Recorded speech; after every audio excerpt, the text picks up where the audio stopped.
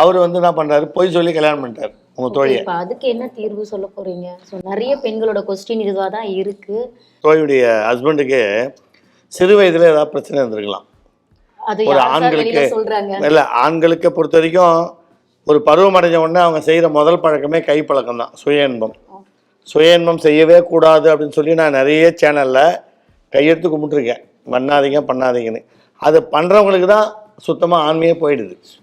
திருமணம் ஆகிறதுக்கு முன்னே டாக்டர் ஆலோசனை பண்ணி நம்ம ஆண்மகனாக இருக்குமா, நம்மளுக்கு ஆண்மைத்தன்மை இருக்கா, நம்மளுக்கு திருமணமான செக்ஸ் லைஃப் நல்லா இருக்குமா, திருமணமான குழந்தை பிறக்குமா, இதெல்லாம் வந்து முன்கூட்டியே ஆலோசனை பண்ணி திருமணம் செய்தால் நல்லது. ஆனால் நிறைய ஆண்கள் சுய இன்பம் பண்ணுறீங்க, புகைப்பழக்கம், மது பழக்கம், இதுக்கு அடிமையாகிறீங்க. ட்ரையல் பார்க்குறேன்னு சொல்லிவிட்டு நிறைய பெண்கள்கிட்ட போயிட்டு உடலுறவு கொள்கிறீங்க. அதுக்கப்புறமா என்ன பண்ணுறீங்க, திருமணம் பண்ணுறீங்க.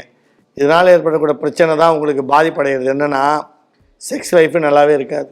இது வந்து இளைஞராக இருக்கும்போதே இது ஆரம்பிக்கிறாங்க இல்லையா சார்? பருவத்திலே படிக்கும்போதே காலேஜ் போகும்போது 10th ஸ்டாண்டர்ட்லேருந்தே இது வந்து காலேஜ் அந்த மாதிரி போகிற வரைக்குமே இந்த விஷயங்கள் நிறைய பேர் சொல்லிக்கிறாங்க.